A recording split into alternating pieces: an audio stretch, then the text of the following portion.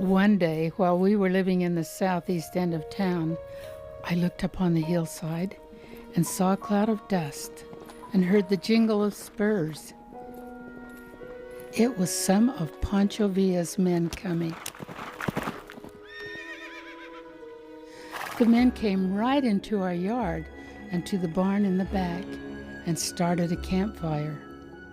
The children and I were alone. John was up in the mountains. I locked the doors and closed the curtains, but as I peeked through a curtain, a face was there trying to look in.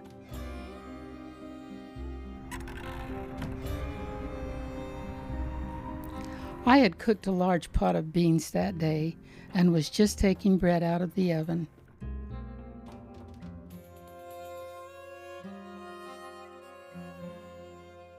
I took some out to the men, who were delighted to get the food. They never bothered us. They left at dawn.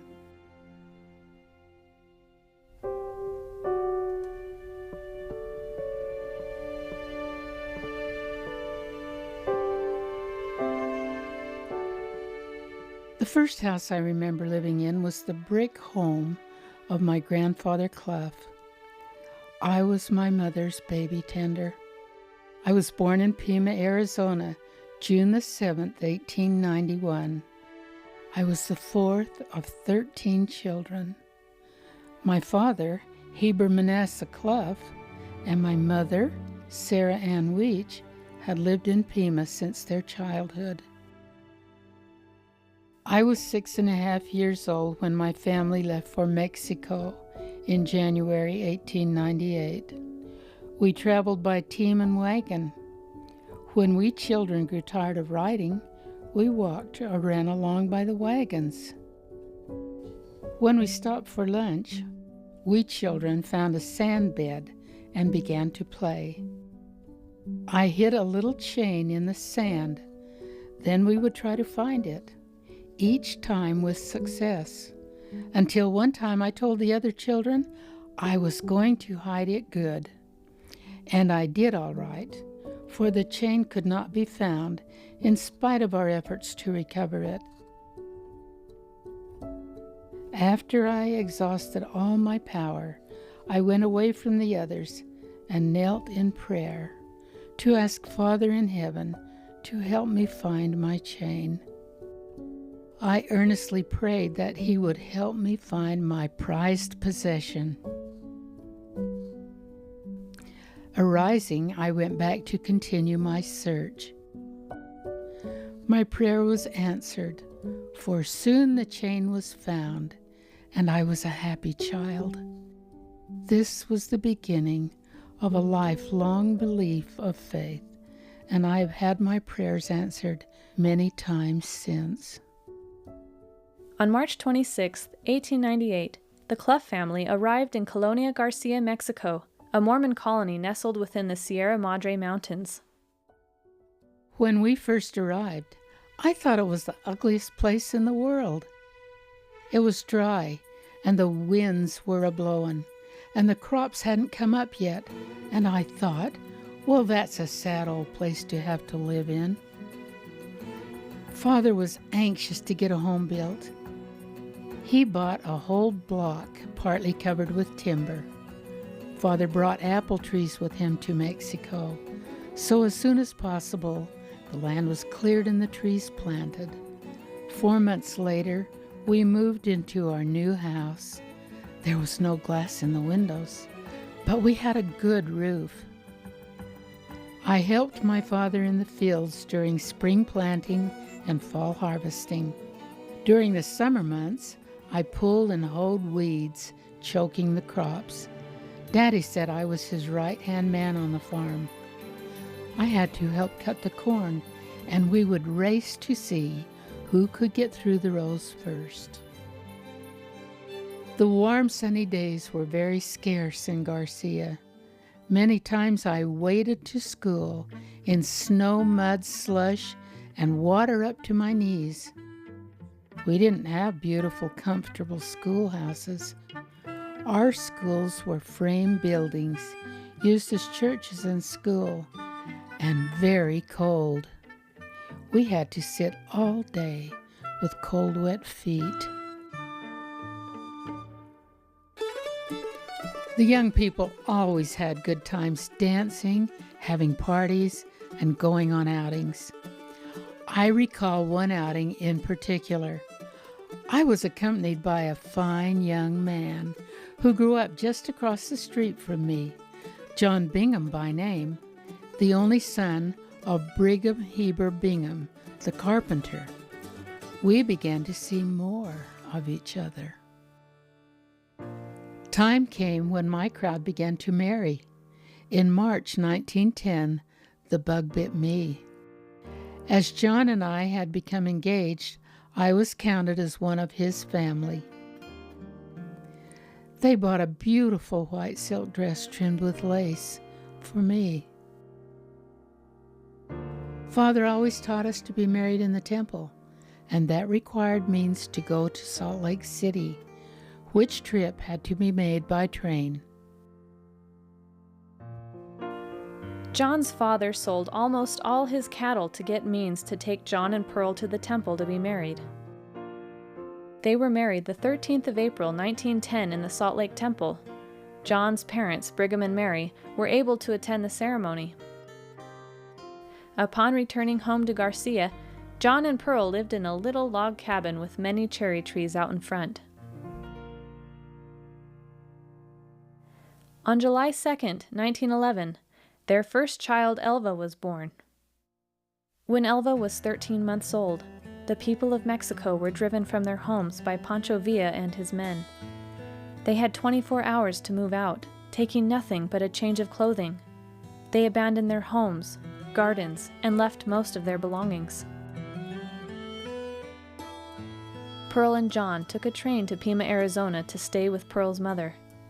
After a short time, they relocated to Binghamton, near Tucson. We lived in a 2-room adobe house when on the first day of April 1913, a wee baby girl, Levita, came to our home. I had no doctor. It was her Grandma Bingham who cared for me. A couple of years later, on July 19, 1915, a pair of twin boys were born. Elmer and Emer were both 8 pounds. Sadly, Elmer only lived a few hours. The next summer, in 1916, John became homesick and wanted to move his family back to Mexico. Although the Mexican Revolution wasn't over, they felt it was safe enough to return. However, they relocated to a safer colony, Colonia Juarez. It was in August, a long, hot, hard trip.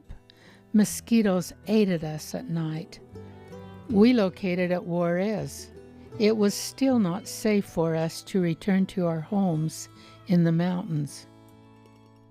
In October of 1917, a 10-pound boy, Van, was born. The very next month, John and Pearl were finally able to move their family back home to Colonia Garcia. Unfortunately, many homes in Garcia had been pillaged and damaged by the soldiers of the Revolution. We found our home had been burned, so we lived in a 2-room brick house. The kitchen floor was gone, and there was no glass in the windows. We lived in one room with 4 children, and the rats were thick. Over the next 10 years, 6 more children were born to Pearl and John while living in Garcia. They were all about 2 years apart in age.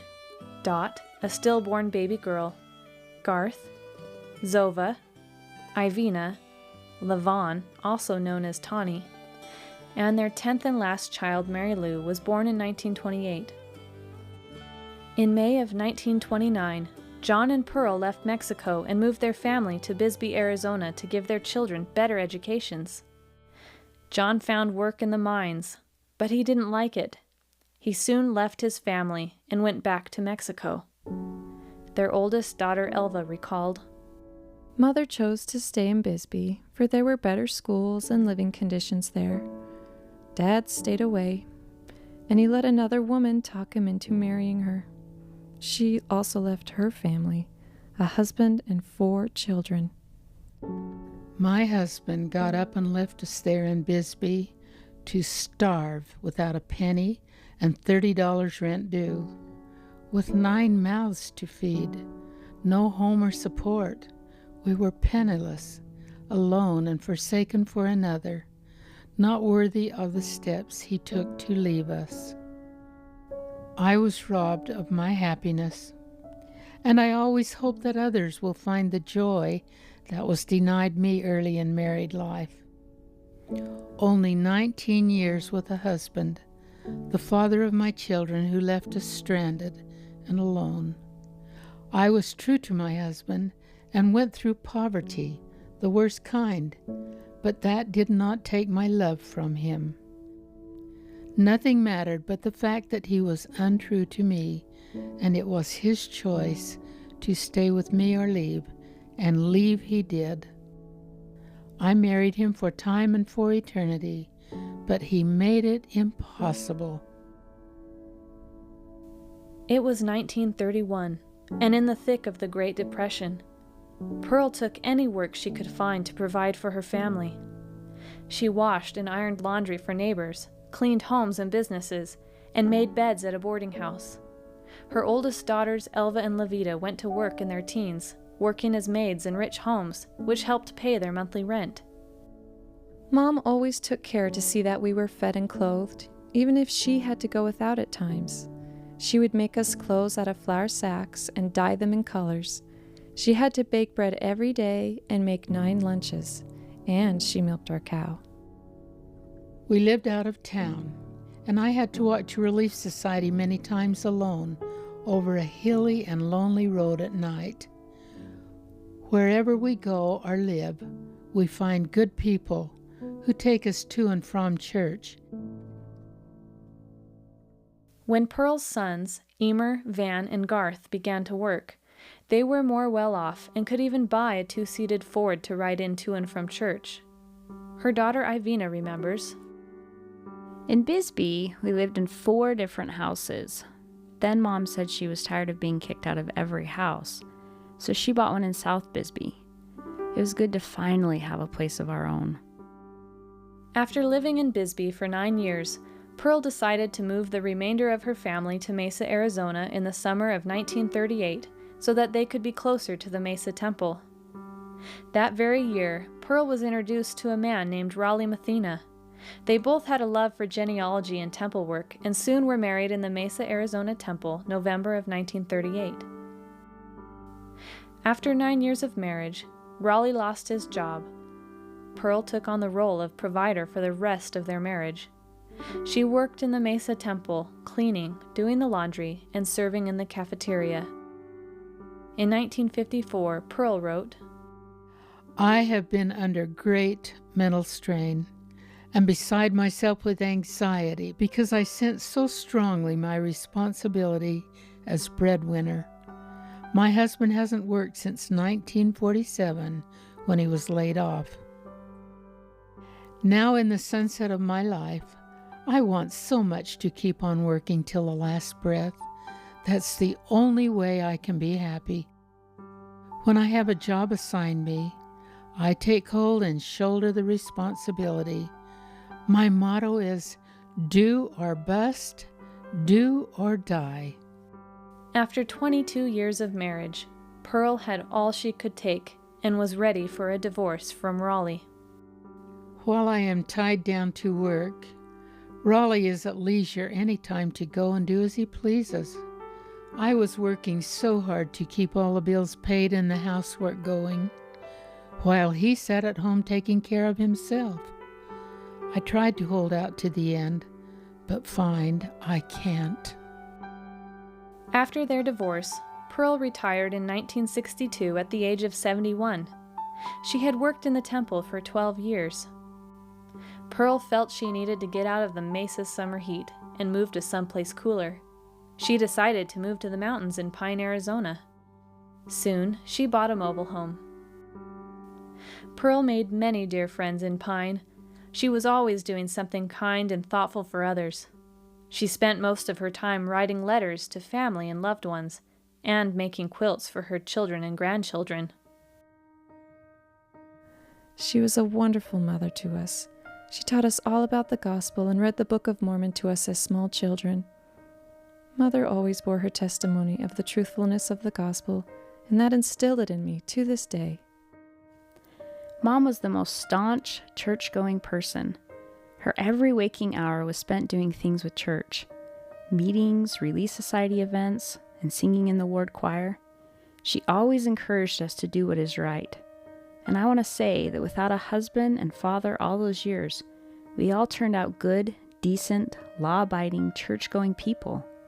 I marvel at how she was able to accomplish this alone.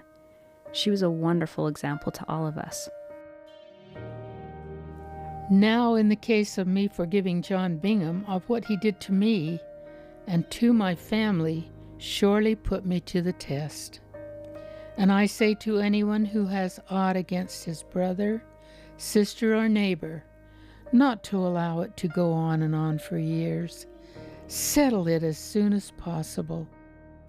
He never did ask me to forgive him. However, I have forgiven him.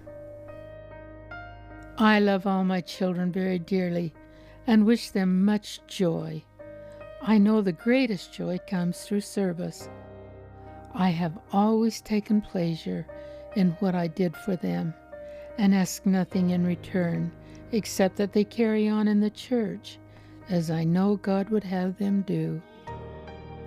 I have a strong testimony. It is my most worthy possession. That and my membership in the church. Life would not be worth living if it were not for the knowledge I have of the true and everlasting gospel of Jesus Christ.